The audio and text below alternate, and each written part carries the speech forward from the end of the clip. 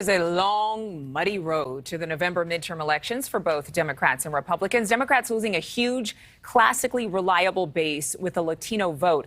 A new Quinnipiac poll finding that President Biden's support among Hispanics is just 19% right now. Whoa. And a New York Times Siena College poll last week finding Democrats statistically tied with Republicans among Hispanics on the generic congressional ballot. Meanwhile, some Republicans are facing concerns that former President Trump could blow up the midterms for their party if he announces a 2024 run early. Maryland Governor Larry Hogan saying, quote, "I think most people are very concerned about the damage it does to the party if he announces now. And it may help the very red states or very red districts. But in competitive places and purple battlefields, it's going to cost us seats if he were to do that." Niall Stanage, White House columnist for The Hill, our friend, joining us right now with what could be described as the hot mess express leading to the midterms for both parties. Hi, Niall. What an introduction, Adrienne. Hi, how are you? I thought it was fitting. Even though some in the GOP want former President Trump to kind of just be quiet, the former president has dominated in recent polling. In a 2024 straw poll at the conservative Turning Point USA Student Action Summit over the weekend, look at these numbers. Former President Trump getting nearly 79% support. Wow. Florida Governor Ron DeSantis, 19%. No other candidate, including Pence, was even 1%. Is former President Trump the dividing line in the GOP, or, as has been the case historically, are Republican voters just concerned about their platform, those key agenda items passing through, no matter who the candidate is? I think President Trump is clearly the dominant figure in the party still, Adrienne.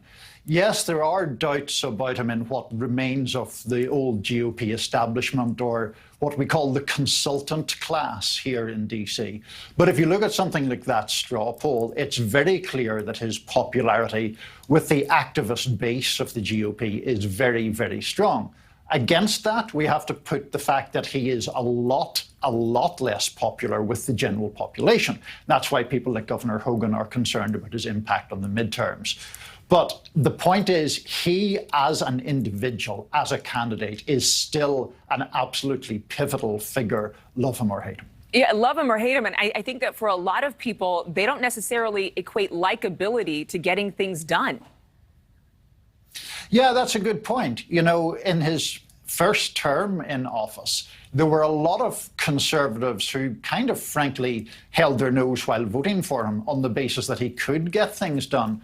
And from a conservative perspective, you look at particularly the Supreme Court and the rest of the judicial system, where he did have an impact that, particularly in the case of the Supreme Court, will last decades. Now, that, of course, sparks a backlash from liberals who don't like the decisions that the court has made recently. But to your point, it speaks to the fact that there were things accomplished, and conservatives who had perhaps doubts about former President Trump's personal conduct still embraced him for that reason. So you just wrote a new column, Niall, about Democrats' growing struggle with Hispanic voters. And, you know, Hispanic voters are among the most diverse population of anyone on the planet. So what else did you have to say in your article? Well, I'm really glad that you raised that point, because that was one of the points in the article. There's a perception sometimes, I think, that the Democratic Party in recent years has approached Hispanics or the Hispanic vote as too much of a monolithic bloc. And so you look at something like, for example, Cuban Americans in Florida, people who, if they did not themselves flee Castro's Cuba, have a kind of collective memory of relatives who've done so. That has made that bloc very reluctant to vote for anything that has a whiff of socialism about it. And that has hurt Democrats, as figures like Bernie Sanders and Alexandria Ocasio-Cortez have become more prominent.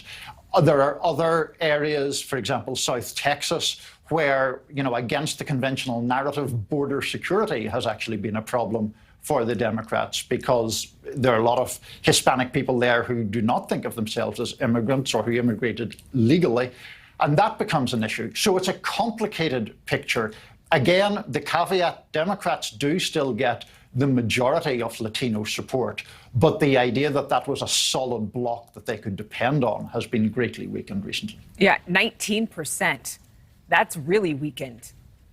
I mean, that is by any standard. Yeah, Niall, if I gave you 19% of your lunch today, you would not be happy with me. It would be a rare moment when I would be unhappy with you, Adrienne, but I suppose it can happen. We love you, Niall. Thank you so much. Good to see you. We'll see you soon. Take care. You too. Bye. Thank you for watching. Go to newsnationnow.com to find NewsNation on your television provider. And don't forget to click the red subscribe button below to get more of NewsNation's fact-driven, unbiased coverage.